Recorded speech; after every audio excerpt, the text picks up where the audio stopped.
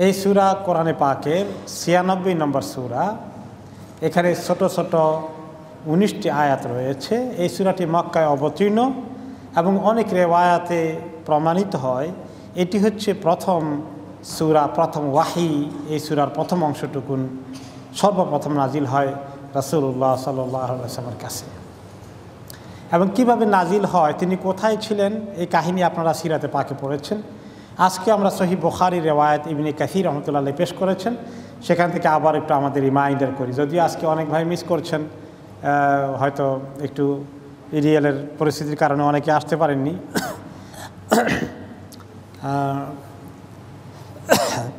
এই সূরার ব্যাকগ্রাউন্ড অথবা এর শানে নজুল হিসাবে যে হাদিসটি এসেছে, আয়েশা রাদিয়াল্লাহু আনহা বর্ণনা করেছেন, আউয়ালু মা বুদিআ বিহি রাসূলুল্লাহ সাল্লাল্লাহু আলাইহি ওয়াসাল্লাম মিনাল ওয়াহয়ি আর রুয়াতুস সাদিকাতু ফিন নাওম। সর্বপ্রথম ওহী নাজিলের যে সিলসিলা শুরু হয়, পরিপূর্ণভাবে ওহী নাজিল হওয়ার আগে ভূমিকা হিসাবে, প্রারম্ভিক প্রস্তুতি হিসাবে নবী করিম সাল্লাল্লাহু আলাইহি ওয়াসাল্লামকে আল্লাহ তাআলা স্বপ্ন দেখাতেন। এমন স্বপ্ন তিনি দেখতেন, পরের দিন একেবারে সূর্যের আলোর মতো এগুলো ফলে যেত, একদম সত্য স্বপ্ন আল্লাহ তাআলা ওনাকে দেখাতেন। সো আউয়ালু মা বুদিআ বিহি রাসূলুল্লাহ সাল্লাল্লাহু আলাইহি ওয়াসাল্লাম মিনাল ওয়াহয়ি আর রুয়াতুস সাদিকাতু ফিন নাওম ফাকানা লা ইয়ারা রুয়া ইল্লা জাআত মিসল ফালাকিস সাবহ।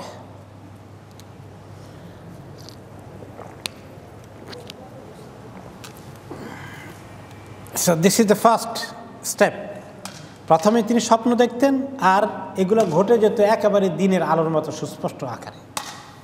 সেকেন্ড স্টেজ, দ্বিতীয় পর্যায়ে ওহী আসার আগে আরেকটু প্রস্তুতির জন্যে সুম্মা হুব্বিবা ইলাইহিল খালা, এরপরে তিনি একা একা নীরব নিরিবিলি থাকা পছন্দ করা শুরু করলেন। এমনকি ফ্যামিলির থেকে আউট হয়ে শুধু একা থাকেন আর চিন্তা করেন, এইরকম একটা মেন্টালিটি ওনার গ্রো করলো।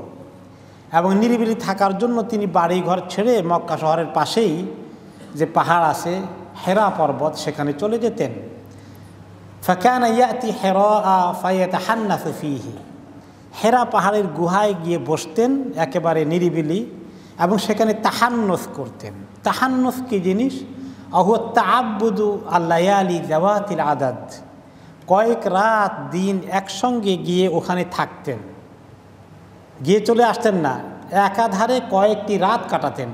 রাত কাটাতেন অর্থ দিনও কাটাতেন সেখানে। ওয়াইয়াতাজাওয়াদু লিযালিক, এখন কয়েক রাত কয়েকদিন থাকতে হলে তো খাবার দাবার নেওয়া লাগে, তো সাথে করে খাবার দাবার নিয়ে যেতেন যাতে কয়েকদিন থাকতে পারেন। সুম্মা ইয়ারজাউ ইলা খাদিজা, এরপরে তখন তো আর এত খাবার নেওয়া যায় না, পরিমাণ কমই নিতেন। কয়েকদিন পরে খাবার শেষ হয়ে গেলে আবার আসতেন ঘরে বাড়িতে ওনার বিবি খাদিজা রাদিয়াল্লাহু আনহার কাছে, এসে আবার তিনি কিছু খাবার নিয়ে আবার কয়েকদিন থাকতেন।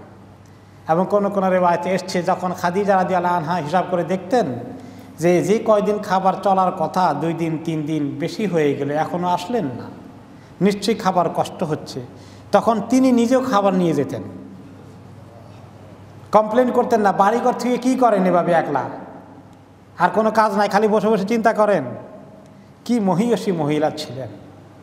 তিনি জানেন তার স্বামী একজন মহাপুরুষ, তিনি কোনো ফালতু কাজে নেই, তিনি কেন নিরিবিলি থাকতে চান তিনি তাকে ডিস্টার্ব করেননি, বাধা দেননি।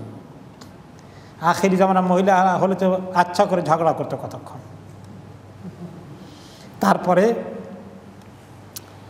তিনি খাবার নিয়ে যেতেন। এবং কত উঁচু পাহাড় আপনারা দেখেছেন, যারা উমরায় হজে গিয়েছেন অনেকে চেষ্টা করেছেন। আমি এখন থেকে বোধহয় 1979 সালে বোধহয় প্রথম উমরা যাই, আর তখন উঠি। কত বছর আগের কথা?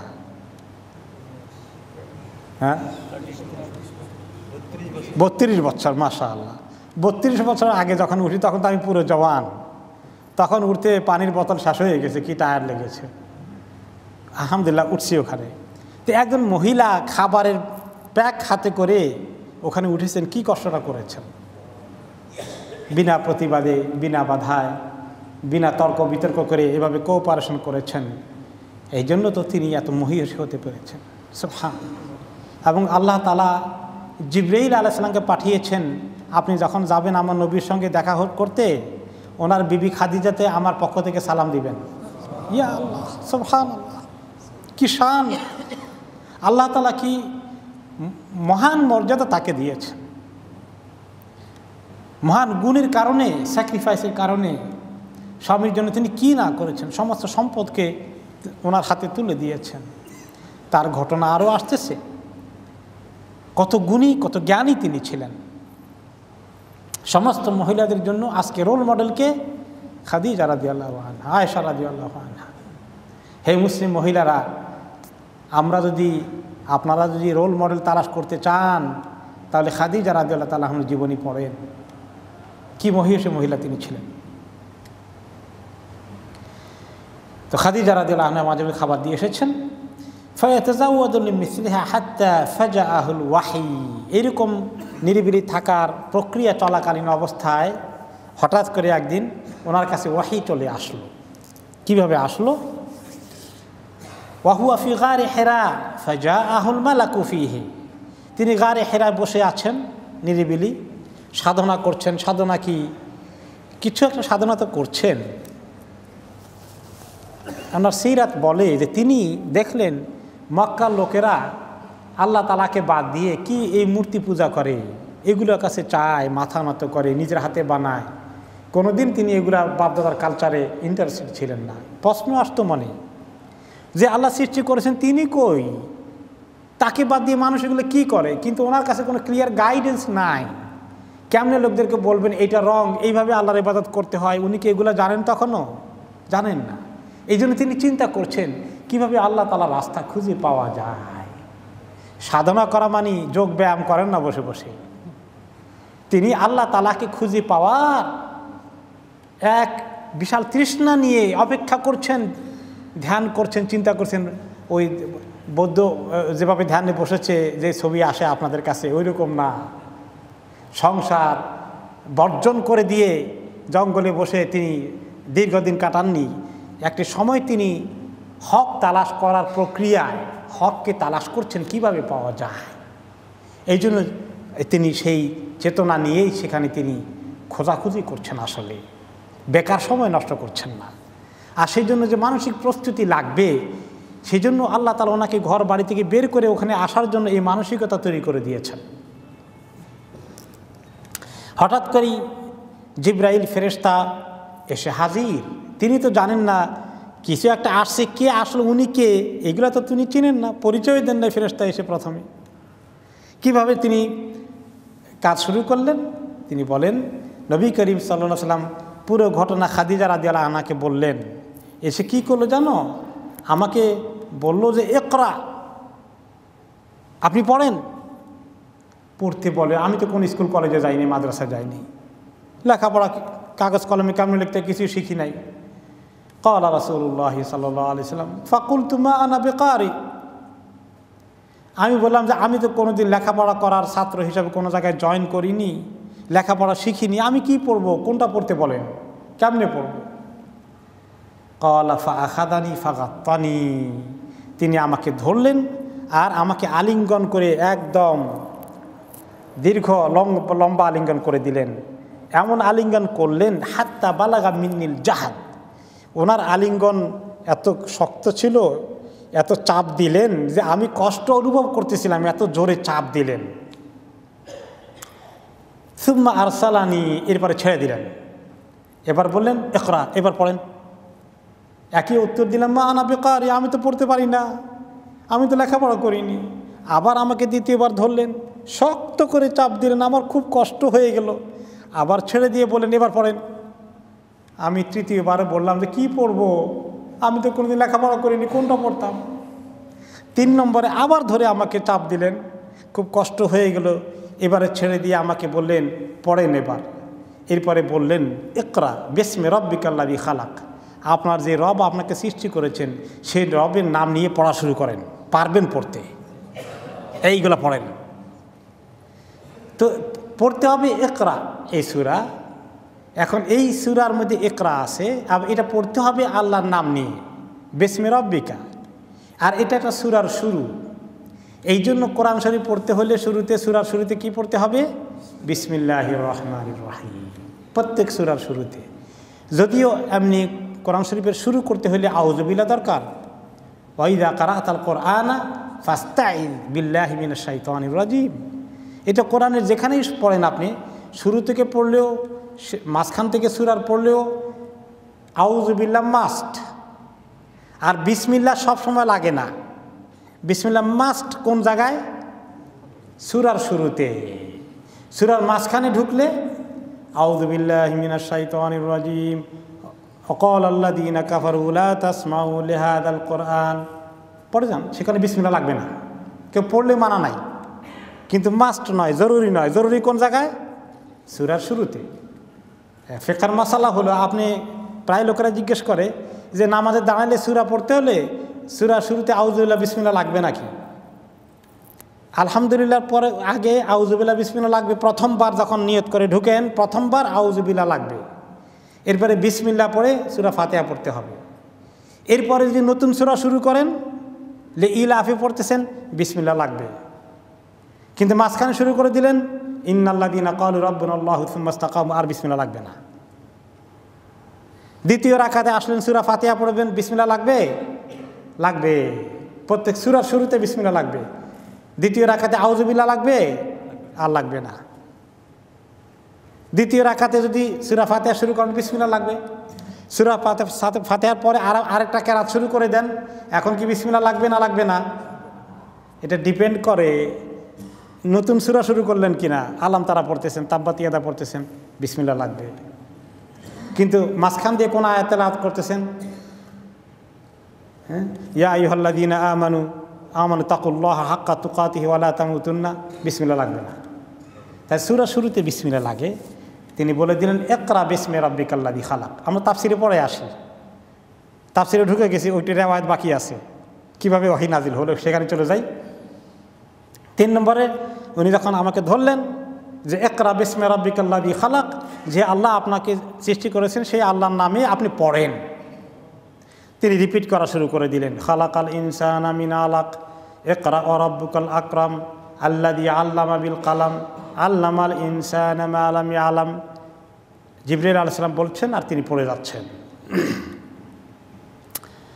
হাত্তা বালাগা মা লাম ইয়ালাম, এই 5 আয়াত পর্যন্ত। এতটুকুন পর্যন্ত জিবরাইল আলাইহিস সালাম ওয়ান গো প্রথম ওয়াহি ওনাকে নাজিল করে শোনালেন, পড়তে বললেন, রাসূলুল্লাহ সাল্লাল্লাহু আলাইহি ওয়াসাল্লাম পড়লেন এই পর্যন্ত। বাকি অংশটুকুন পরে নাজিল হয়েছে। ক্বালা ফারাজা বিহা তারজিফু ফাওয়াদিরাহু, রাসূলুল্লাহ সাল্লাল্লাহু আলাইহি ওয়াসাল্লাম ওখান থেকে এই ওহী রিসিভ করে পড়ে এরপরে তিনি ওনার শরীরে জ্বর এসে গেল, ঘাবড়িয়ে গেলেন। কি দেখলেন, কি সমাচার, ফেরেশতা কোনো পরিচয় দেন নাই, কোনো কিছু বলেন না যে আপনি নবী হলেন না রসুল হলেন, কিচ্ছু কোনো খবর নাই, খালি পড়েন আপনার রবের নামে। তিনি তো ধরে কি দেখলাম, ঘটনা কি, চিনিও না শুনিও না, এমন শক্ত করে ধরলো, কোন জায়গা থেকে আসলো, কোথায় হাওয়া হয়ে গেল, ঘটনা কি। তিনি অস্থির, তিনি খুব ভয়ে পেয়ে গেলেন। ভয়ের কারণে, বেশি ভয় পেয়ে গেলে মানুষের শরীরে জ্বর চলে আসে। হাত্তা দাখালা আলা খাদিজা, তাড়াতাড়ি বাড়িতে চলে আসলেন, খাদিজা রাদিয়াল্লাহু আনহার কাছে চলে আসলেন। এসেই বললেন জাম্মিলুনি জাম্মিলুনি, জলদি করে খেতা কম্বল কি আছে গায়ে দাও, জ্বর এসে গেছে, শরীর কাঁপতেছে। কোনো কোনো রেওয়ায়েতে আসছে আমাকে পানি ঢালো মাথার মধ্যে, আমার শরীর গরম, টেম্পারেচার হাই হয়ে গেছে। তিনি পানি ঢাললেন। ফাজাম্মালুহু হাত্তা যাহাবা আনহুর রাও, কিছুক্ষণ, বেশ কিছুক্ষণ, এক আধ ঘন্টা, কয়েক ঘন্টা তিনি এভাবে থাকার পরে আস্তে করে জ্বরটা কমে গেল, কাঁপন থেমে গেল। এইপরে খাদিজা রাদিয়াল্লাহু আনহা তাড়াহুড়া করেন না, তিনি অপেক্ষা করছেন, জিজ্ঞাসা করছেন কী হয়েছে, কী হয়েছে, অস্থিরতা না। আবার আমাদের অনেক লোকেরা বেশি অস্থির হয়ে যায়, লোকটা এমনিতেই অস্থির হাতে তারা জিজ্ঞাসা করে আরও অস্থির করে ফেলে। তিনি ঠান্ডা হতে দিলেন, কি বুদ্ধিমতী মহিলা, জিজ্ঞাসা করে না কি হয়েছে আপনার, কি হয়েছে, আরে আমার কন, থামতে দেন আগে লোকটাকে। থামলেন তিনি। এরপরে নিজেই বলতেছেন ইয়া খাদিজা মা আলী, খাদিজা আমার কি হয়েছে বলো তো, কি দেখলাম, ঘটনা কি হলো। ও আখবারা হাল খাবার, তিনি তাকে পুরো ঘটনা বর্ণনা দিলেন, হেরা গুহাতে কি ঘটলো ওনার সঙ্গে। ওয়াকাল আকাদ খাশিতু আলা নাফসি, তিনি বললেন যে দেখো আমার তো নিজের নাফসের উপর ভয় হয়ে গেছে, কোন জিনিস আমার উপর নাজিল হয়ে গেল, কোনটা এসে আমার জড়াইয়ে ধরলো, এই কী হলো, এটা কোন জিনিস, আমি তো সাংঘাতিক ভয় পেয়ে গেছি, আমাকে এটা কিল করে ফেলে কিনা, যেভাবে চাপ দিয়ে প্রেশার দিছে আমাকে। ফাকালাত লাহু, তিনি এখন বুদ্ধিমতী মহিলা ওনাকে সান্ত্বনা দেন, ওয়ার্ডস অফ উইজডম বলেন, খাল্লা আবশের, কখনো না, কোনো খারাপ কিছু ঘটে নাই, কিছু ঘটলে সুখবরই আছে আপনার জন্য। আবশের, আপনি মোটেই চিন্তিত হবেন না, দুশ্চিন্তাগ্রস্ত হবেন না, কোনো কিছু ভালো খবর নিশ্চয়ই আপনার কাছে আসতেছে, আমার বিশ্বাস কোনো খারাপ খবর আপনার কাছে আসবে না। এত বিশ্বাস কেন যে এই লোকটার প্রতি কোনো খারাপ খবর আসার কথা না। সো কল আমাদের দেশে এই আপনার জিন ভূত হাবিজাবি উল্টাপাল্টা কিছু যেগুলো আছে, এইগুলো ওনাকে কিছু করার কথা না, কি জানি উনি ওইগুলো মনে করে ভয় পান কিনা। এই আপনি সুসংবাদ নেন, খারাপ কিছু ঘটে নাই। কারণ হচ্ছে আপনি এমন লোক, খারাপ কিছু আপনাকে পাওয়ার কথা না, অন্য খারাপ জিনিসটা আসে খারাপ লোকের কাছে, আপনার কাছে আসবে কেন? ফাওয়াল্লাহি লা ইউখজিকা আল্লাহু আবাদান, আল্লাহর কসম, আল্লাহ তাআলা আপনাকে কখনোই অপমানিত করবেন না, আপনাকে আল্লাহ তাআলা আপনার শানকে বাড়ানো ছাড়া কমাবেন না। কারণ কি, ইন্নাকা লা তাসিলুর রাহিম ওয়া তাসদুকুল হাদিস ওয়া তাহমিলুল কাল ওয়া তুকরিদ দাইফ ওয়া তুঈনু আলা নাওয়াইবিল হক, আপনি এমন একজন ভালো মানুষ যে আপনি আত্মীয় স্বজনের সঙ্গে সবসময় একতরফা ভালো ব্যবহার করে যান, সবার সঙ্গে আপনার ভালো সম্পর্ক, আপনি সত্য কথা বলেন, আপনি কোনোদিন মিথ্যা কথা বলেন না, আপনি নিজে কষ্ট করেন, কাউকে কষ্ট দেন না, আপনি মেহমান আসলে তাদের কদর করেন, মেহমানদারি করেন, আপনি যারা মুসিবত জাদা, যারা মুসিবতে পড়ে গেছে তাদেরকে আপনি সাহায্য করেন, আপনি পরোপকারী মানুষ। এমন ভালো মানুষটাকে আল্লাহ তাআলা কোনো মুসিবতে ফেলে দেবে আমার বিশ্বাস হয় না। একটা নতুন কিছু ঘটেছে বা ঘটতে যাচ্ছে, আমার বিশ্বাস অত্যন্ত ভালো কিছুই ঘটছে, কিন্তু সেটা কি তিনি তো জানেন না, কিন্তু একটা আস্থা আছে ইনি ভালো মানুষ। তাহলে সান্ত্বনা দেওয়ার জন্য নিশ্চিত কিছু বলতে না পারলেও ভালোই সান্ত্বনা পাওয়া গেল না। কাছের লোক যদি একটু ভরসা দেয় তাহলে মানুষের ভালো লাগে। একজন অসুখ হয়ে গেছে, কেউ যদি এসে বলে যে না অসুখ হয়েছে, এটা তো সামান্য কিছু, আপনার বেশি চিন্তার কারণ না, ইনশাআল্লাহ ঠিক হয়ে যাবে, এই কথাটাও কিন্তু দেখবেন যে রোগীর জন্য ভালো লাগে। আর যদি বলে যে এমন অসুখ হয়েছে, এটা কিন্তু সহজে কারো হয় না, এটা সাংঘাতিক রেয়ার কেস আপনার ঘটে গেছে, এই কথা বলে আগেই ঘাবড়াইয়ে দিল। এই জন্য আপনি যদি নাও জানেন, কমপক্ষে সুসংবাদ দেন। রাসূলুল্লাহ সাল্লাল্লাহু আলাইহি ওয়াসাল্লাম এটা আমাদেরকে শিখিয়েছেন। আবার বাশশিরু ওয়ালা তুনাফিরু, ইয়াসসিরু ওয়ালা তুআসসিরু, লোকদেরকে সুসংবাদ দাও, এমন খবর দিয়ে না যে লোকেরা ঘাবড়িয়ে যায়। আর সহজ করে বলো, কঠিন করে বলো না। যেমন আপনার একজন ওমরা যাচ্ছে, হজে যাচ্ছে, রোজার মধ্যে কি ভিড়, তাই না? বলে এখন যদি আগেই বলে যে না যাচ্ছেন তো ভিড় কীরকম দেখছেন নাকি, খবর আছে এবার, এরকম বলে দিলে বেচারা আপনি আগেই মনটা তার নরম করে দিলেন। আলহামদুলিল্লাহ ভালো, আপনি এমন নিয়ামতের মধ্যে যাচ্ছেন, কপাল কত ভালো আপনার, তাকে উৎসাহিত করেন। এটা হলো আমাদের দিনের নির্দেশিকা, যে লোকদেরকে সবসময় পজিটিভলি মোটিভেট করো। লেখাপড়া ভালো করছে না, টিচারদের জন্য লেসন আছে এখানে, ছাত্রদেরকে তুই একটা গর্দব ছাড়া কিছু না, তোর কপালে ভালো কিছু নাই, জীবনে মানুষ হতে পারবি না, এই সমস্ত কথা বলা ঠিক। মা বাবাই বলে অনেক সময়, সবসময় উৎসাহিত করা উচিত। হ্যাঁ ঠিক আছে, এবার তোমার রেজাল্ট খারাপ হয়েছে, ডোন্ট ওয়ারি, তুমি তো আসলে বেশি বোকা না, তুমি তো ভালো ছেলে, একটু লেখাপড়া একটু হয়তো খেয়াল কমতি হয়েছে, ইনশাআল্লাহ এবারে ভালো করে লেখাপড়া করো, ভালো রেজাল্ট করবে আগামী বছর। ছাত্র, শিক্ষক, প্যারেন্টস সবাই আমরা পজিটিভলি লোকদেরকে মোটিভেট করতে পারি, ঠিক কিনা বলেন? এইগুলো হলো ইসলামের শিক্ষা। মা খাদিজা রাদিয়াল্লাহু আনহা এই লেসন পেয়েছিলেন বাই নেচার, আর নবী করিম সাল্লাল্লাহু আলাইহি ওয়াসাল্লাম আমাদের এগুলো পরে শিখিয়েছেন। তখন তিনি এখন বললেন যে সুসংবাদ তো দিয়ে ওনাকে সান্ত্বনা দিলেন, কিন্তু সংবাদটা কী সেটা তো জানেন না। এখন আরেক বুদ্ধিমতী, দেখেন বুদ্ধিমতী মহিলা, এই যে আমার ভাই নজরুল ইসলাম ভাই বলেন যে ফাসআলু আহলা যিকরি ইন কুনতুম লা তা'লামুন, আল্লাহ তাআলা বলে দিয়েছেন কোরআনে পাকের মধ্যে। তুমি যেটা জানো না, যে জানে, তোমার যে জ্ঞান নাই, যার জ্ঞান আছে, তোমার শরীয়তের জ্ঞান নাই, শরীয়তের জ্ঞান যার কাছে আছে, তোমার কিতাবের জ্ঞান নাই, কিতাবের জ্ঞান যার কাছে আছে, তাকে জিজ্ঞাসা করো মাসালা ফতোয়া। ফাসআলু আহলা যিকরি ইন কুনতুম লা তা'লামুন। তুমি যদি না জানো, যে জানে, এই কিতাবের জ্ঞান যার কাছে আছে তার কাছে যাও। মা খাদিজা রাদিয়াল্লাহু আনহা চিন্তা করলেন ওনাকে নিয়ে কার কাছে যাই। তিনি বললেন সুম্মান তালাকাত বিহি খাদিজা হাত্তা আতাত বিহি ওয়ারাকা ইবনে নাওফল। খাদিজা রাদিয়াল্লাহু আনহা ওনাকে বলেন চলেন ওয়ারাকা ইবনে নাওফলের কাছে যাই আপনাকে নিয়ে। ঘটনা কি হলো, ওনার থেকে একটু আমরা কিছু ক্লু পাই কি না, নিশ্চয়ই তিনি আমাদেরকে কিছু হেল্প করতে পারবেন। ঘটনা কি ঘটলো? ওয়ারাকা ইবনে নাওফলকে ইবনে আসাদ ইবনে আব্দুল উজ্জা ইবনে কুসাই, ওয়ারাকা ইবনে নাওফল পিতার নাম হলো আসাদ, তার পিতার নাম হলো আব্দুল উজ্জা। নামের মধ্যে শিরক। ওয়ারাকা ইবনে নাওফলের দাদার নামের মধ্যে শিরক আছে। আব্দুল উজ্জার বান্দা, উজ্জার বান্দা। উজ্জা হলো আরবদের একটা দেবতা। এখন এই দাদা যে দেবতার গোলাম, সেই দাদার নাতি মাশাআল্লাহ ভালো দিনদার। তিনি কি ওয়াহুয়া ইবনে আম্মি খাদিজা আখি আবিহা, খাদিজার বাবার ভাই, আপন চাচার ছেলে, চাচাতো ভাই। উনি ওনার ফজিলত কি? ওয়াকানা ইমরাআন কাদ তানাসসারা ফিল জাহিলিয়া, জাহিলি যুগে তিনি নাসরানিয়াত, খ্রিস্টান ধর্ম গ্রহণ করেছেন, খ্রিস্ট ধর্ম কবুল করেছেন। যে খ্রিস্ট ধর্মর যে অংশটা তখনও ত্রিতত্ত্বে বিশ্বাস না করে এক আল্লাহ তাআলার উপরেই, একত্ববাদের উপরে ইয়াকিন করেছে, এবং যারা মোটামুটি ঈসা আলাইহিস সালামের শরীয়তকে হুবহু ফলো করার চেষ্টা করেছেন, যে গ্রুপটা খ্রিস্টানদের, ওয়ারাকা ইবনে নাওফল তাদের সংস্পর্শে এসে ওই খ্রিস্টান হয়ে যান। তখন তো ঈসা আলাইহিস সালামের দিনটাই ছিল হক দিন, ওই হক দিনটা তিনি পেয়ে গেছেন। তো খাদিজা রাদিয়াল্লাহু আনহা তিনি নিজে খ্রিস্টান হননি, কিন্তু খেয়াল করেছেন যে তার চাচাতো ভাই একজন ভালো মানুষ, আল্লাহ ইবাদত করে, কিতাবপত্র পড়ে, তিনি ইনজিল কিতাবকে লেখাপড়া করেছেন। ওয়াকানা ইয়াকতুবুল কিতাব আল আরবি, তিনি আরবিতে লেখাপড়া করতে জানতেন, লেখাপড়া শিখেছিলেন। ওয়াকাতাবা বিল আরাবিয়া মিনাল ইনজিল মাশা আল্লাহ আন ইয়াকতুবা, সুরিয়ানি ল্যাঙ্গুয়েজ থেকে, সিরিয়াক ল্যাঙ্গুয়েজ থেকে আরবিতে এই ইনজিল অনুবাদ বা লেখার ক্ষেত্রে তিনি নিজে কন্ট্রিবিউট করেছেন। তিনি একজন বিশেষ পারদর্শী এই ক্ষেত্রে।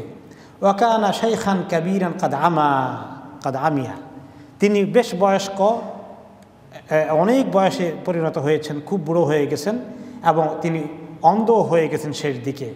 কিন্তু খাদিজা রাদিয়াল্লাহু আনহা চিন্তা করেছেন যে এই লোকটা যেহেতু কিতাবপত্র লেখাপড়া করেছে, নিশ্চয়ই ভালো কোনো খবর থাকলে উনি বলতে পারবেন। ফাকালাত খাদিজা, ওনার কাছে নিয়ে গেলেন খাদিজা রাদিয়াল্লাহু আনহা, আর বলেন আই ইবনে আম ইসমা মিন ইবনে আখিক, আপনার ভাতিজার কথা একটু শোনেন তো দেখি কি বলে। চাচাতো ভাই তো ওনার খাদিজার, তো ভাই ভাইয়ের সম্পর্ক, ইবনু আখিকা আপনার চাচাতো ভাই, এটার অর্থ কি? আপনার মানে ভাতিজা, ভাতিজা বলার কারণ কি? বয়সের দিকে লক্ষ্য করেছেন। নবী করিম সাল্লাল্লাহু আলাইহি ওয়াসাল্লাম মাছ ইয়ঙ্গা দেন ওয়ারাকা ইবনে নাওফল, এমনকি খাদিজা রাদিয়াল্লাহু আনহা থেকেও তো তিনি ইয়ঙ্গা। এই জন্য বয়সের দিকে মিলিয়ে বললেন যে আপনার ভাই থেকে না শুনে বললেন আপনার ভাতিজা কী কয় শুনেন। So this is kind of respect to Waraqa ibn Nawfal. ফাকালা ওয়ারাকা ইবনে আখি মা তারা, ভাতিজা তুমি কি দেখো, বলো তো আমাকে কি দেখলা। ফাআখবারাহু রাসূলুল্লাহ সাল্লাল্লাহু আলাইহি ওয়াসাল্লাম বিমা রাআ, যা দেখলেন হেরা গুহাতে, কিভাবে ওনাকে জড়িয়ে ধরেছে, পড়তে বলেছে, কি পড়তে বলেছে সব বললেন। এরপরে বললেন তিনি শোনার পরে হাদান নামুস আল্লাযী আনজালা আলা মূসা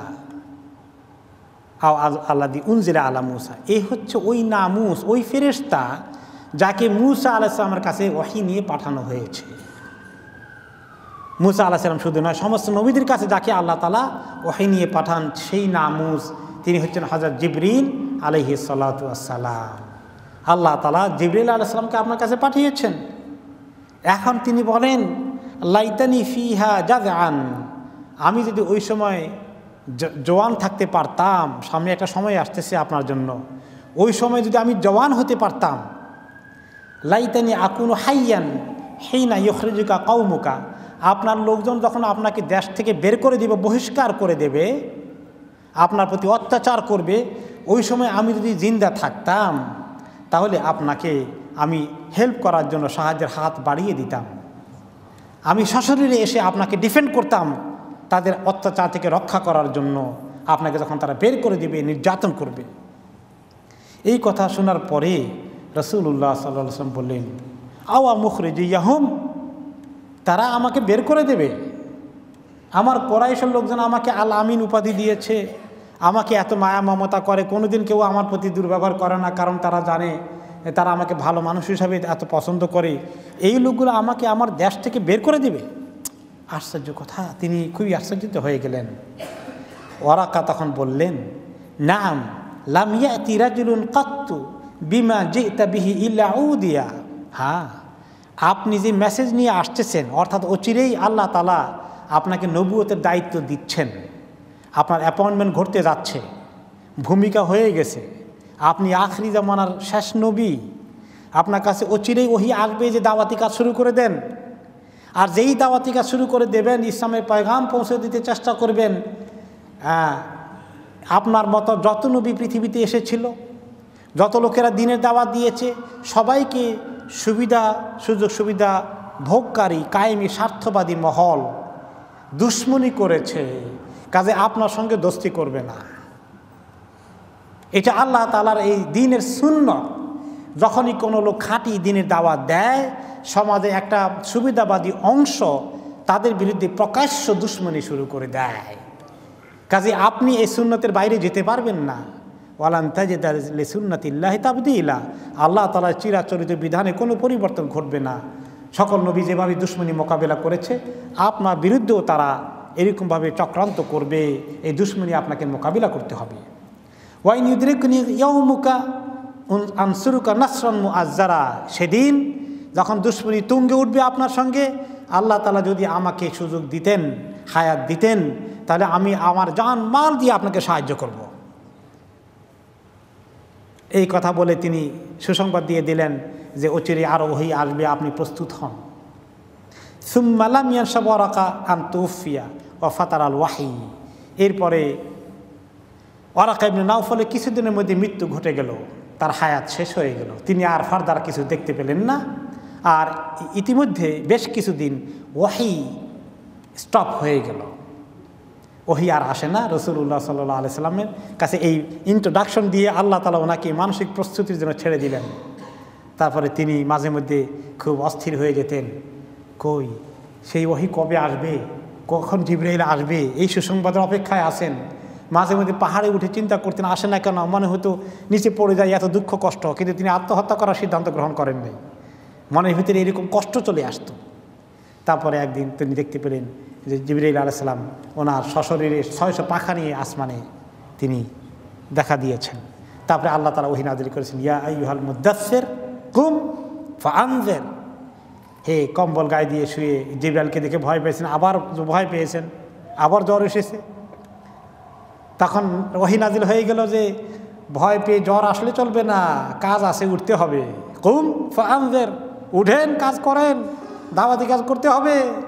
আপনাকে তো নবী হিসাবে পাঠিয়েছি, নিয়োগ দিয়েছি, অ্যাপয়েন্টমেন্ট লেটার এসে গেছে, উঠেন জলদি করে। এর আগ পর্যন্ত দুই ওয়াহির মাঝখানে ফাতরাতুল ওয়াহি ছিল, ওয়াহি কিছুদিন স্টপ ছিল, যে সময় ওনার খুব কষ্টে গিয়েছে। দ্বিতীয় ওহী আসার পরে তিনি সান্ত্বনা পেয়ে পুরো দমে এইবার দাওয়াতি কাজ শুরু করে দিলেন। হ্যাঁ, ও আমদের আশিরাতে কাল আকরাবিন এর কাজ শুরু করে দিলেন। সেই কাহিনী আপনারা শুনেছেন। আবু জাহল আবু লাহাবকে ডাকলেন, জাবাল আবি কুবাইসে উঠে ডাকলেন। এই হলো এই সূরার প্রথম অংশ নাজিল হওয়ার কাহিনী। তাহলে এই সূরাগুলোর এই সূরাটার প্রথম 5টি আয়াত হচ্ছে আউয়াল ওয়াহিন নাজালা মিনাল কোরআন হাদিল আয়াতুল কারিমাত আল মুবারাকাত আহুন্না আউয়ালু রাহমাতিন রাহিমাল্লাহু বিহাল ইবাদ, আল্লাহর বান্দাদেরকে রহমত দেওয়ার জন্য, ওমা আরসালনাকা ইল্লা রাহমাতাল লিল আলামিন, এই রহমতের আয়াতগুলো শুনিয়ে দিলেন। প্রথম ওহী নাজিল হওয়া মানে মানব পৃথিবীবাসীর জন্য আল্লাহর রহমত নাজিলের দ্বার খুলে যাওয়া। ওয়া আউয়ালু নি'মাতিন আনআমা আল্লাহু বিহা আলাইহিম, আল্লাহর সর্বশ্রেষ্ঠ নিয়ামত আল্লাহ পৃথিবীবাসীকে এই কোরআনের মাধ্যমে দান করলেন। আল ইয়াউমা আকমালতু লাকুম দীনাকুম ওয়া আতমামতু আলাইকুম নি'মাতি ওয়ারাদিতু লাকুমুল ইসলামা দীনা। এই দিনের সন্ধান দিলেন এই ওহী নাজিল করে দুনিয়ার মানুষকে। ওয়া ফিহা তানবীহু আলা ইবতিদাই খালকিল ইনসান মিন আলাকা। এরপরে আল্লাহ তাআলা এখন বলছেন, এই তাফসীরের দিকে আমরা আসি। শুরু হলো প্রথম ইকরা। ইকরা অর্থ কি? পড়ো। পড়ো মানে লেখাপড়া করো। তাহলে মুসলিম উম্মাকে আল্লাহ তাআলা সর্বপ্রথম ডিউটি কোনটা দিয়েছেন? লেখাপড়া করার ডিউটি দিয়েছেন। লেখাপড়া করার ডিউটি মুসলিম উম্মার প্রথম কাজ। তলবুল ইলমি ফরিদাতুন আলা কুল্লি মুসলিম। প্রত্যেক মুসলমানের উপরে দ্বীনের লেখাপড়া করা কি? ফরজ, নফল না, ফরজ। ফরজে আইন, ইলম শিখা ফরজ। এই লেখাপড়ার কাজ উম্মতকে করতে হবে। এখন আমরা উম্মতের অনেক লোক আছে লেখাপড়া করি না, দ্বীনের লেখাপড়া আমাদের নাই। অনেকে ছোটোকালে মক্তবে গিয়েছি লেখাপড়া করতে, 5-7 বছর বয়স থেকে 10-12 বছর পর্যন্ত, এই 5-7 ইয়ার্স 3 বছর সবাই কাটিয়েছি। একটু কোরআন তালিম নিয়েছি, কোরআন পর তেলাওয়াত করা শিখেছি, নামাজ কালামের বেসিক কয়টা রুল শিখেছি, বাস হয়ে গেছে, আমাদের গ্রাজুয়েশন কমপ্লিট, বাস আর লেখাপড়া লাগবে না, শেষ হয়ে গেছে। এই তো আমাদের মেজরিটি আমাদের দেশের লোকদের দিনের লেখাপড়ার শেষ সমাপ্তি এখানেই। কিন্তু এটা তো শুরু মাত্র। বড় হওয়ার পরে ছোটোকালে মা বাবা আপনাকে শিখিয়েছে, 5-7 বছর বয়সে বক্তব্য দিয়েছে, এরপরে আপনার দায়িত্বে লেখাপড়া করতে হবে। এবার আপনি ইকরায়ের কাজ করতে হবে। কাজে আমাদের লেখাপড়া বাড়াতে হবে। দুঃখজনক আমরা লেখাপড়া করি না। আমাদের মেইন সোর্স কোরআনকে আমরা ঠিকমতো পড়ি না। আমরা শুধু তেলাওয়াত করে চলে যাই, সব অনেক হবে, কোনো সন্দেহ নাই। কিন্তু কোরআন তেলাওয়াত করে শুধু সওয়াব নেওয়াই কি আল্লাহ তাআলা নাজিল করেছেন এই উদ্দেশ্যে? কোরআনে কি আছে এটাকে জেনে আমল করতে হবে। এটা ছিল আল্লাহ তাআলার মেইন উদ্দেশ্য। আমাদেরকে উৎসাহিত করার জন্য আল্লাহ তাআলা অনেকগুলো সওয়াব ঢুকিয়ে দিবেন। এটা অতিরিক্ত পাওনা।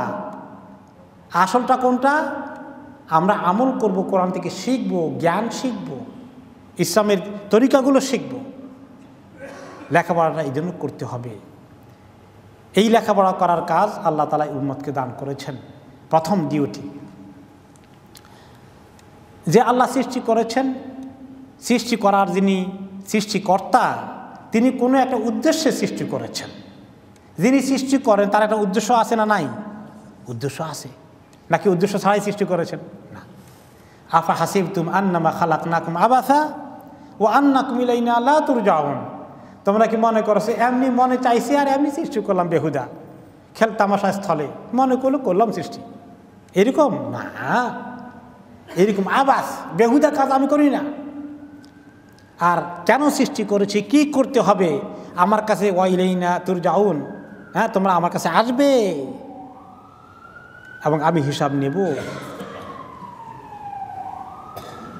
ওয়া আন্নাকুম ইলাইনা লা তুরজাউন, আমার কাছে আসবেন, আসতে হবে। কী জন্য সৃষ্টি করেছি এটা জানতে হবে। এটা একরা পড়ালেখা করে এটা শিখো। এই জন্য আল্লাযী খালাকা, যে আল্লাহ সৃষ্টি করেছেন সেই আল্লাহর কথা এখানে তার এই সিফাতটাকে, তার সৃষ্টির সিফাতটাকে উল্লেখ করেছেন এখানে। খালাকাল ইনসানা মিন আলাক। এখন আসেন যে মানুষকে তিনি সৃষ্টি করেছেন, কি থেকে সৃষ্টি করেছেন? আলাক থেকে সৃষ্টি করেছেন। আলাক হচ্ছে জমানো রক্ত, জমাট রক্ত। আপনারা ভালো করেই জানেন, মায়ের পেটে যখন পিতার বীর্য ঢুকে তারপরে এটা কি হয়ে যায়, আস্তে করে জমাট রক্তে পরিণত হয়ে যায়। জমাট রক্ত, এটা হচ্ছে আলাক। তারপরে এখান থেকে এক টুকরা গোশত হয়ে যায় মুদগাহ। এভাবে করে মানুষের সৃষ্টি কীভাবে হয় আপনারা অন্য তাফসীরে শুনেছেন। তাহলে আল্লাহ তাআলা যে আলাক থেকে মানুষকে সৃষ্টি করেছেন সে কথা আল্লাহ তাআলা বললেন এখানে, যে তোমাকে আলাক থেকে সৃষ্টি করে দেখো এখন তোমার আমি কিভাবে একটা অস্তিত্ব দিয়েছি, একটা শেপ দিয়েছি। এখন তোমার একটা অবয়ব হয়েছে সুন্দর। লাকাদ খালাকনাল ইনসানা ফি আহসানি তাকওয়িম। সর্বশ্রেষ্ঠ, সবচেয়ে সুন্দর, সর্বোত্তম আকৃতি, আকার দিয়ে তোমাকে আমি পয়দা করেছি। এই যে এত সুন্দর করে পয়দা করেছি, তুমি একটি ডিফারেন্ট ক্রিয়েশন, এটা ডিফারেন্ট ক্রিয়েচার, তুমি একটি অন্যতম সৃষ্টি, আশরাফুল মাখলুকাত। তোমাকে সৃষ্টি করার পেছনে আমার অনেক বড় উদ্দেশ্য আছে। অনেক সৃষ্টি আমার আছে, গরু, ছাগল, পাখালি, অনেক কিছু, কিন্তু তাদের থেকে তুমি অনেক ব্যতিক্রম হে মানুষ, তোমাকে মহান উদ্দেশ্যে সৃষ্টি করেছি। ইকরা ওয়ারাব্বুকাল আকরাম, তুমি পড়ো তোমার সে রবের নামে, যে রব অতি সম্মানিত, যে রব তোমাকে সম্মানিত রব, তোমাকেও সম্মান করে সম্মানিত সৃষ্টি হিসাবে সৃষ্টি করেছেন। আল্লাহ তাআলা আকরাম, সবচেয়ে বড় সম্মানের অধিকারী। মানুষকেও আল্লাহ তাআলা সম্মান দিয়েছেন। ওয়ালাকাদ কাররামনা বনি আদমা, বনি আদমকে আমি অনেক সম্মানিত করে সৃষ্টি করেছি। বনি আদমের শেপের মধ্যে সম্মান আছে, যেটা আমরা সূরা 3-এর তাফসিরে শুনেছি। মানুষের শেপটা কি? তার চেহারাটা সামনের দিকে আছে, 2 পায়ে এত লম্বা মানুষ দাঁড়িয়ে কি সুন্দর করে হাঁটে, কষ্ট সুন্দর ব্যালেন্স থাকে। আর গরু ছাগলের 4 পা না দিলে ব্যালেন্স থাকে না। আর 4 পা দিয়ে হাঁটতে গিয়ে মাথাটা, চেহারাটা কোন দিকে যায়? নিচের দিকে চলে যায়। মানুষ এরকম করে হাঁটার মধ্যে আর এরকম করে হাঁটার মধ্যে কত পার্থক্য। কাজেই মানুষকে এত সুন্দর করে সৃষ্টি করেছেন যে আল্লাহ, সে আল্লাহ আরও অনেক সম্মানের অধিকারী।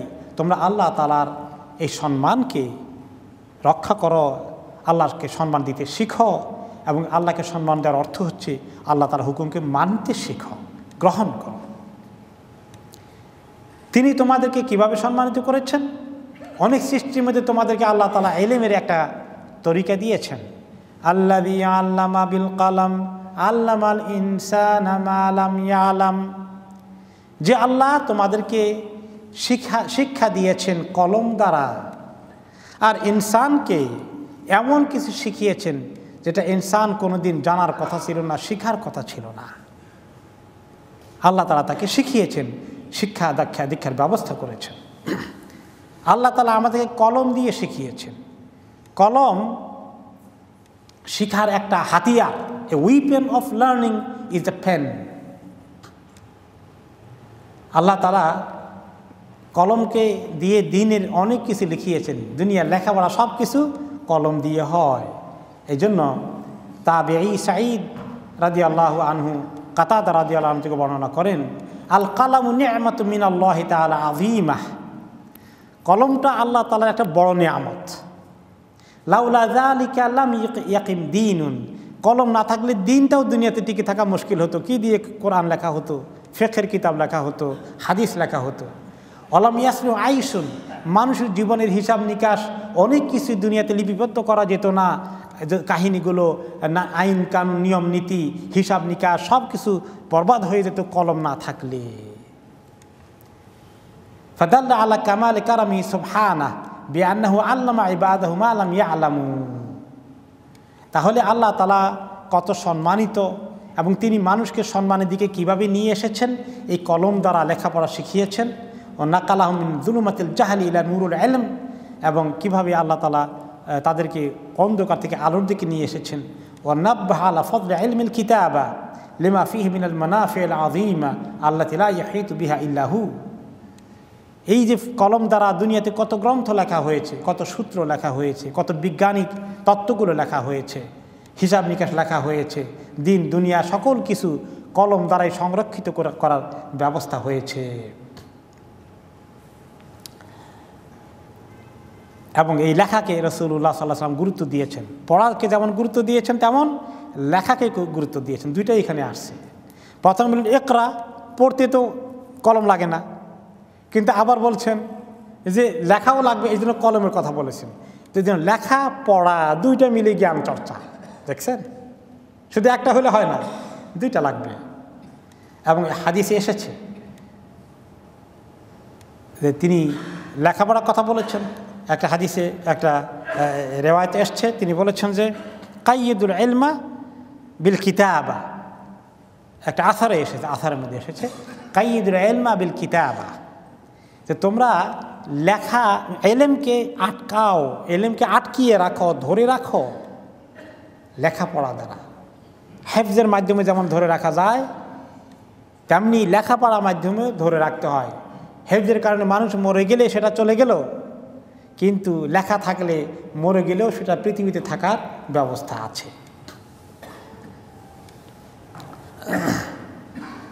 এরপরে এই লেখাপড়ার বিষয়ে কলমের যে রোল, এই কলমের রোলের ব্যাপারে আসছে যে আল্লাহ তাআলাও কলম ব্যবহার করেছেন, কলম দিয়ে দুনিয়া সব কিছু লিখিয়েছেন।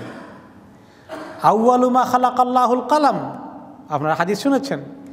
সৃষ্টি করতে গিয়ে আল্লাহ তাআলা সর্বপ্রথম যে জিনিসকে সৃষ্টি করেছেন সেই জিনিসটা কোনটা? কলম। কলমকে সৃষ্টি করে আল্লাহ তাআলা বলেন কলমকে, এখন হে কলম উক্তুব, লেখো। কলমের জবান খুলে গেল। কলম বলল হে আল্লাহ কি লিখব?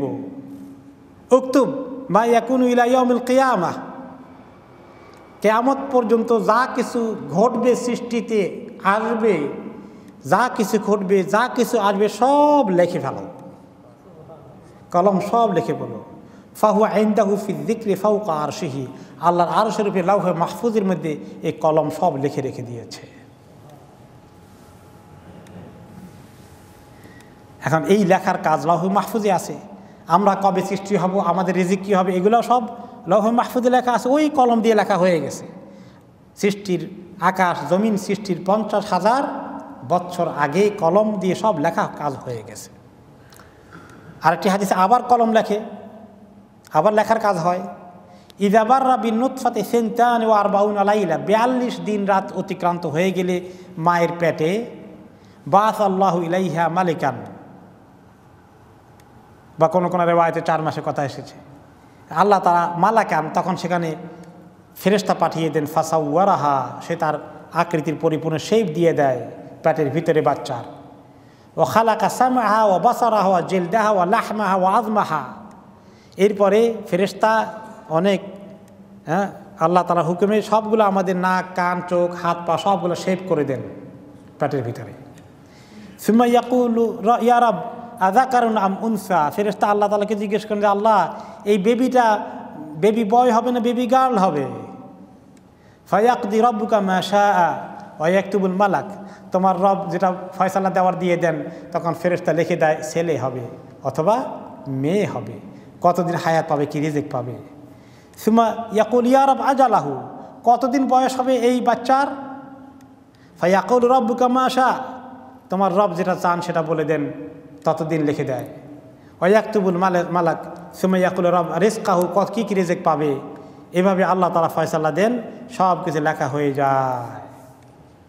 এভাবে মায়ের পেটে দ্বিতীয়বার লেখা হয়। একবার লাউহে মাহফুজে লেখা হয়েছে, আবার মায়ের পেটে লেখা হচ্ছে।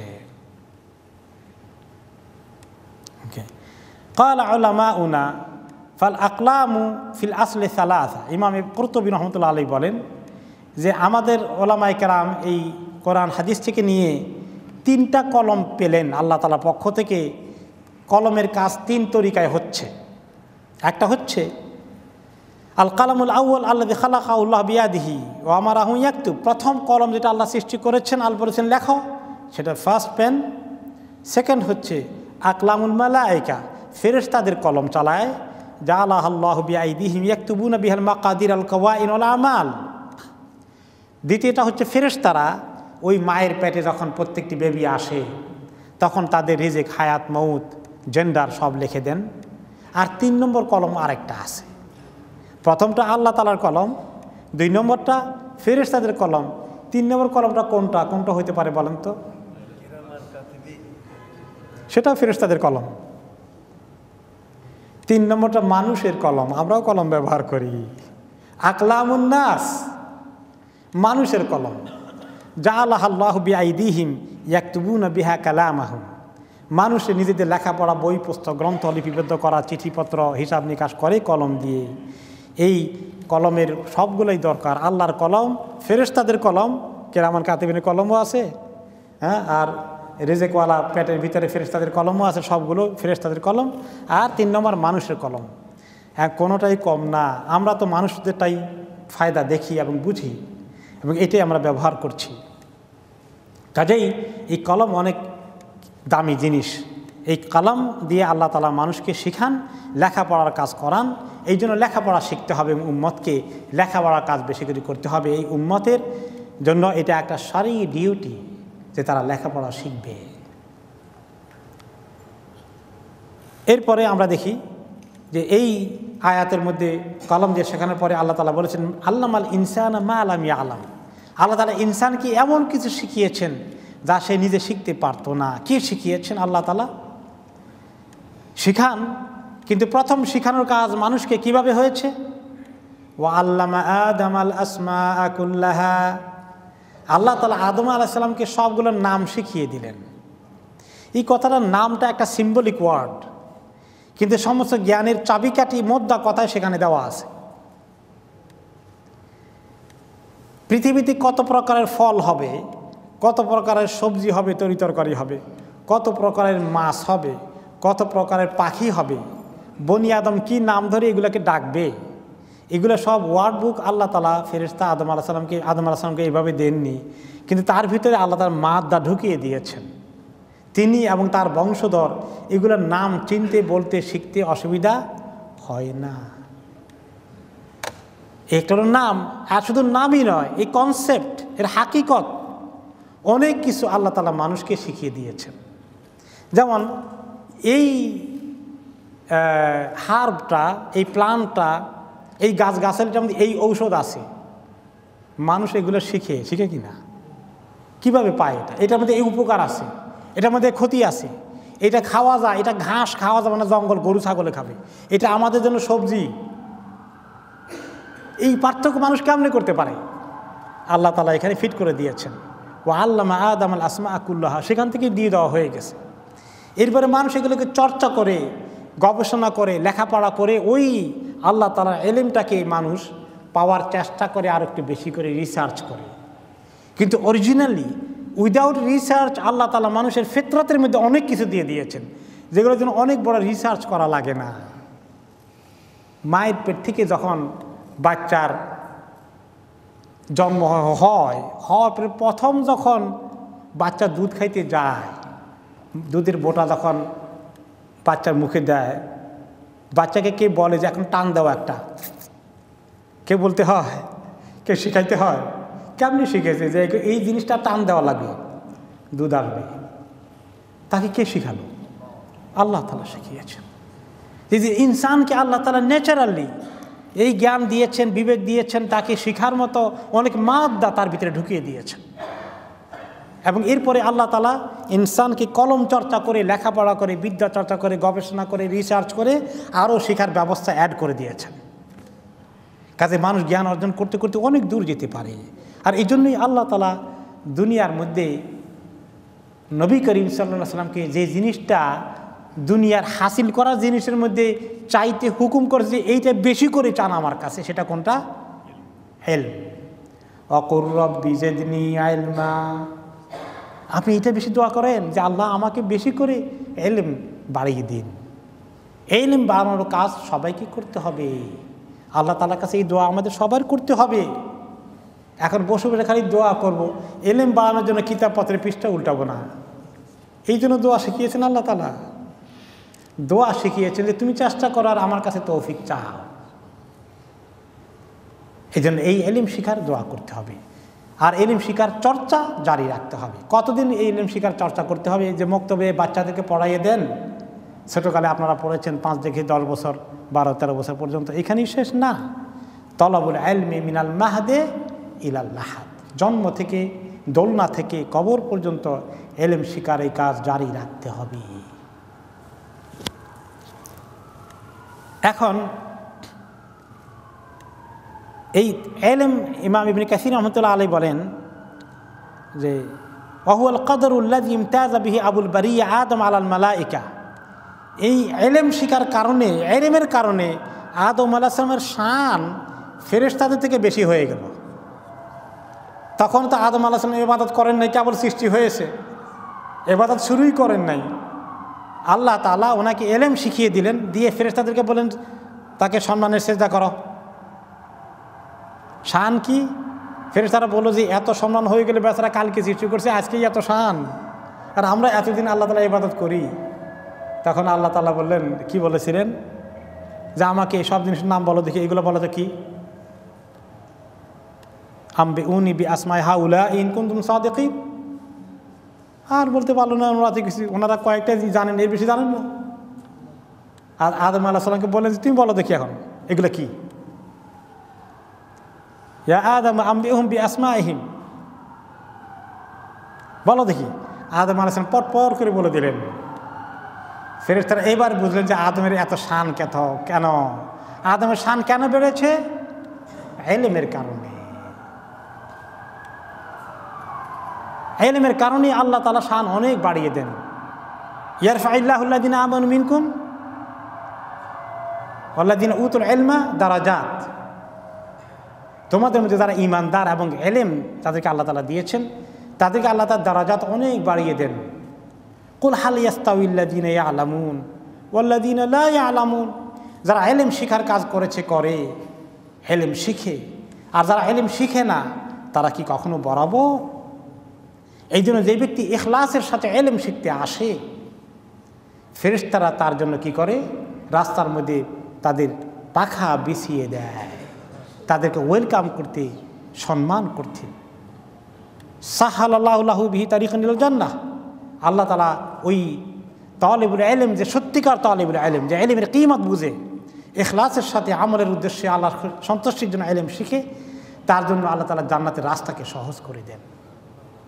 এই ইলমের সওগাত নিয়ে এসেছে, লেখাপড়ার সওগাত নিয়ে এসেছে সূরা আল আলাক। এখন ইমাম ইবনে কাসির রাহমাতুল্লাহ আলাইহি বলেন যে ইলম কয়েক প্রকার আছে।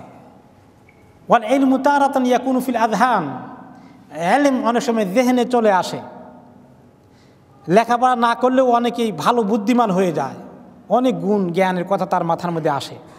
আল্লাহ তাআলা যেহেনের মধ্যে এগুলো দেন অনেকেই, যেহেন ব্রেনে তার ভালো ইলমি জিনিস চলে আসতে থাকে।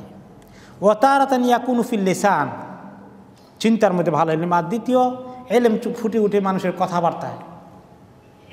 লেখাপড়া চর্চা করতে গিয়ে ইলম চর্চা করার কাজ নিজের জবান দ্বারা করে। ওয়া তারাতান ইয়াকুনু ফিল কিতাবাতি বিনান। আর আঙ্গুল দিয়ে কলম ধরে লেখাপড়ার চর্চা করে। তাহলে 3 পর্যায়ে লেখাপড়ার চর্চা হয়। একটা বুদ্ধিবৃত্তিক চর্চা, আর একটা হলো ওরালি, মৌখিকভাবে লেখাপড়া শেখানো, বয়ান, বক্তৃতা, বিবৃতি, তাফসির, হাদিস, এগুলোর মাধ্যমে ইলম চর্চা করা।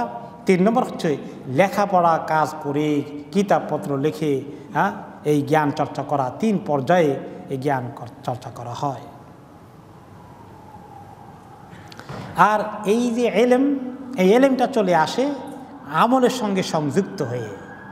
ইন্নামা ইয়াখশাল্লাহা মিন ইবাদিহি আল উলামা।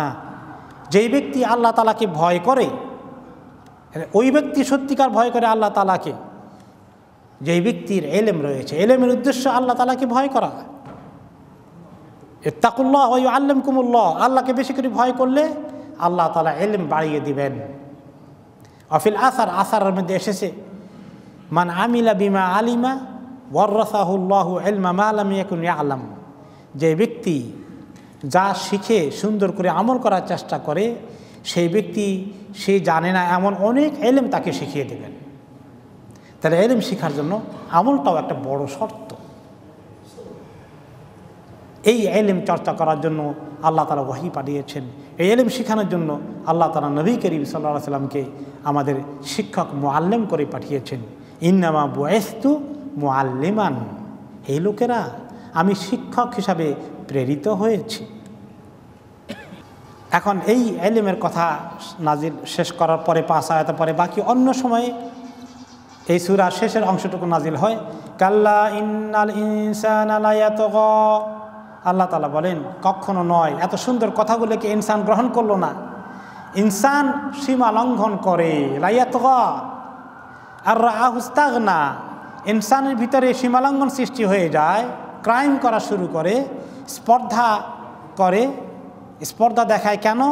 সে মনে করে সে ইস্তাগনা, সে অনেক স্বাবলম্বী হয়ে গেছে, সে বড় ধনী হয়ে গেছে, সে বড় মালদার হয়ে গেছে, সে বড় ক্ষমতাসীন হয়ে গেছে, সে অনেক কিছুর মালিক হয়ে গেছে। আই ইযা রাআ নাফসাহু কাদ ইস্তাগনা ওয়া কাসুরা মালুহু। মানুষ যখন কিছু একটা মালিক হয়ে যায়, তখন এটা আর ধরে রাখতে পারে না, সীমালঙ্ঘন করা শুরু করে দেয়। মুই কি হনুরে, ধরে রাখতে পারে না, আর চর্চা করা শুরু করে। তখন আল্লাহ তাআলা তাকে বলেন, ইন্না ইলা রাব্বিকার রুজআ। হে মানুষ, তুমি কি জানো আমার কাছে তোমাকে আসতে হবে। সীমা লঙ্ঘন, লাফালাফি, লম্ফজম্ফ কয়দিন করবা? আমার কাছে আসতে হবে। আর আইতাল্লাযী ইয়ানহা আবদান ইযা সাল্লা, আপনি কি ওই লোককে দেখেছেন যে নিষেধ করে একজন বান্দাকে যখন সে নামাজ পড়তে যায়, দিনের আমল করতে গেলে, ইবাদত করতে গেলে তাকে বাধা দেয়? এ বাধা কে দিয়েছিল? আবু জাহাল বাধা দিয়েছিল। আবু জাহাল বাধা দিয়েছিল। সে কীভাবে বাধা দিয়েছে? নবী করিম সাল্লাল্লাহু আলাইহি সাল্লাম আল্লাহর ঘরে নামাজ পড়েন, সে খবর পেল বাইতুল্লাহ তিনি নামাজ পড়তে আসেন। সে বলে বসলো একদিন, যে একটা রেওয়ায়েত এসছে, কানা রাসূলুল্লাহ সাল্লাল্লাহু আলাইহি সাল্লাম ইসাল্লি ইনদাল মাকাম, মাকামে ইব্রাহিমের পাশে তিনি নামাজ পড়ছিলেন। ফামাররা বিহি আবু জাহাল ইবনে হিশাম, ওনার কাছে চলে আসে, নামাজ পড়তে দেখে ধেয়ে আসলো। ফাকালা ইয়া মুহাম্মদ আলাম আনহাকা আন হাদা, এ মুহাম্মদ তোমাকে নিষেধ করছি না খবরদার এখানে নামাজ পড়তে পারবা না? ও তাও আদাহু, এবং অনেক বড় ধমক দিল, আবার যদি দেখি তোমার খবর আছে। ফাআগলাযা লাহু রাসূলুল্লাহ সাল্লাল্লাহু আলাইহি সাল্লাম ওয়া আনতাহারাহু, নবী করিম সাল্লাল্লাহু আলাইহি সাল্লাম তিনি জবাব দিলেন, তুমি আমাকে কিছু করতে আসলে তোমার খবর আছে। এবং সে অন্য রেওয়াজ আসছে, সে বলল যে আমি যদি দেখি নামাজ পড়ে তার ঘাড়ের মধ্যে উঠে পড়বো আমি লাফ দিয়ে। এরকম সে ধমক দিতে থাকলো। আল্লাহ তাআলা তখন দিলেন যে সে যে এরকম ধমক দেয়, হ্যাঁ, সে কি জানে সে কত বড় ক্রাইম করছে? আর আইতা ইনকান আলাল হুদা, এই ব্যক্তি, এই নবী যিনি হেদায়েতের উপরে আছেন, সহি তরিকায় আছেন, আল্লাহ তাআলা দ্বীনের উপরে আছেন, আল্লাহকে ইবাদত করেন কেন? এই জন্য তার উপরে সে চড়াও হতে চায়।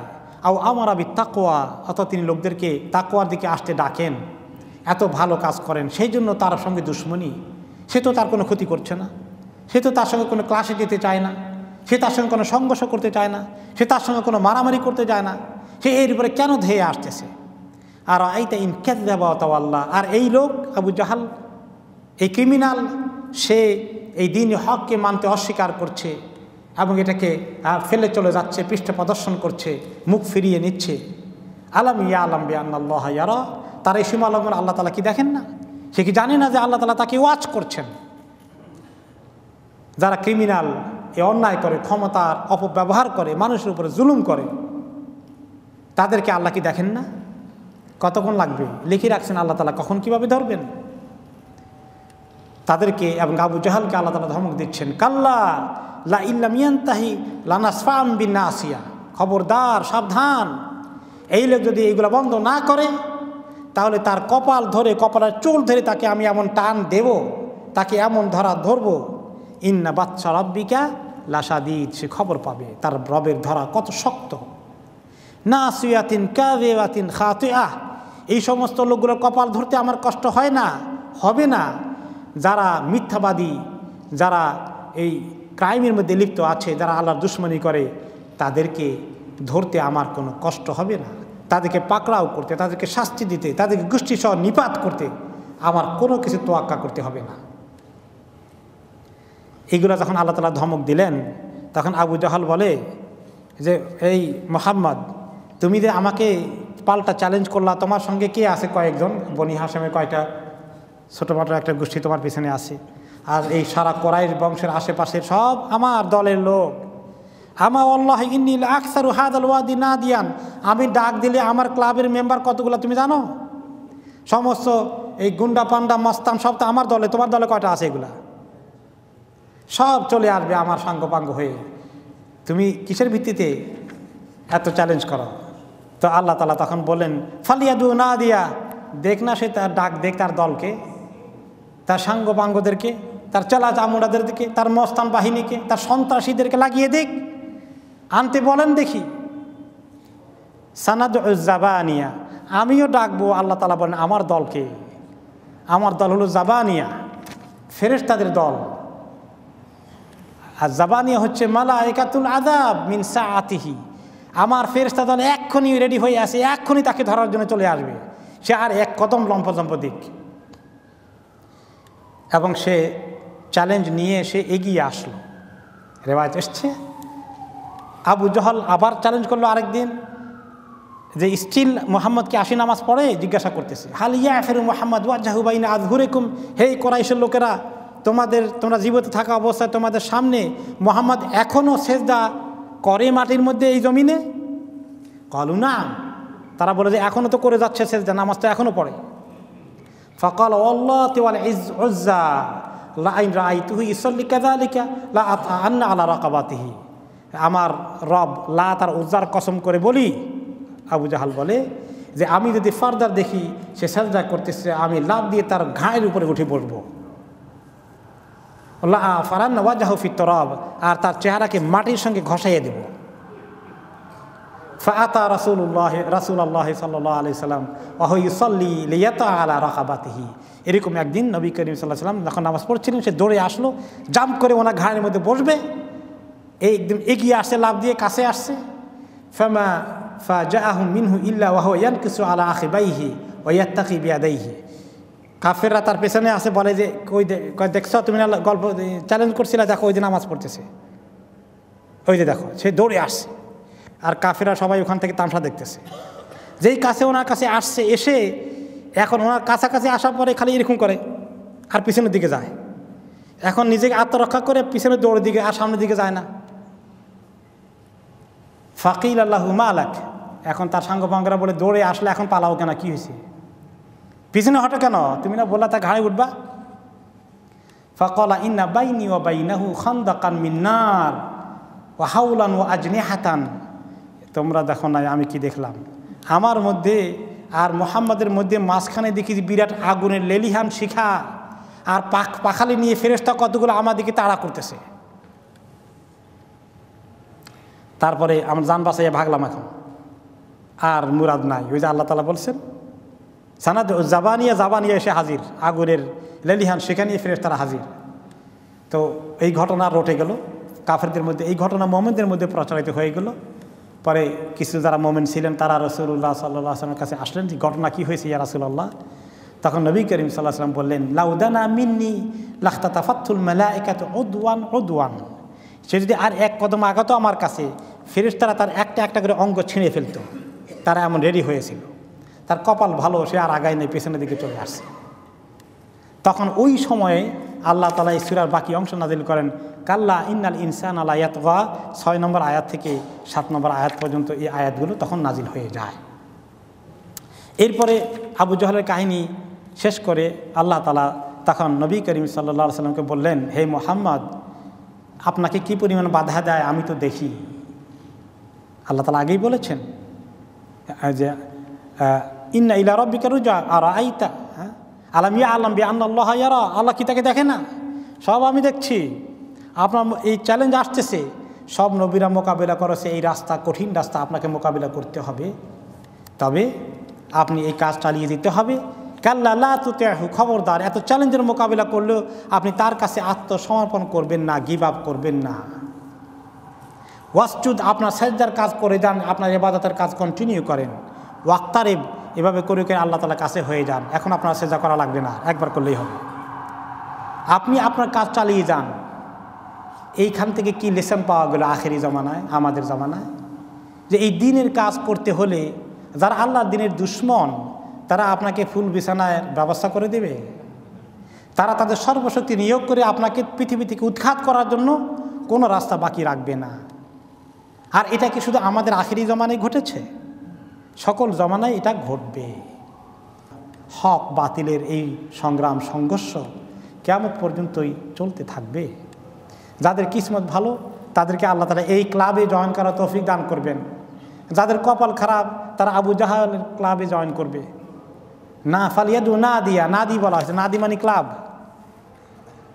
দুইটাই ক্লাব পৃথিবীতে, একটা আসহাবুল ইয়ামিন আর একটা আসহাবুশ শিমাল। আল্লাহ রাব্বুল আলামিন আমাদেরকে সত্যিকার দিনদারদের ক্লাবে থাকার জন্য তৌফিক দান করুন, দিনের দায়িত্ব পালন করার জন্য তৌফিক দান করুন। চ্যালেঞ্জের মোকাবিলায় হিকমতের সাথে, ধৈর্যের সাথে, আল্লাহর উপর তাওয়াক্কুল করে দিনের কাজ চালিয়ে যাওয়ার জন্য তৌফিক দান করুন। সুবহানাকাল্লাহুম্মা ওয়া বিহামদিকা আশহাদু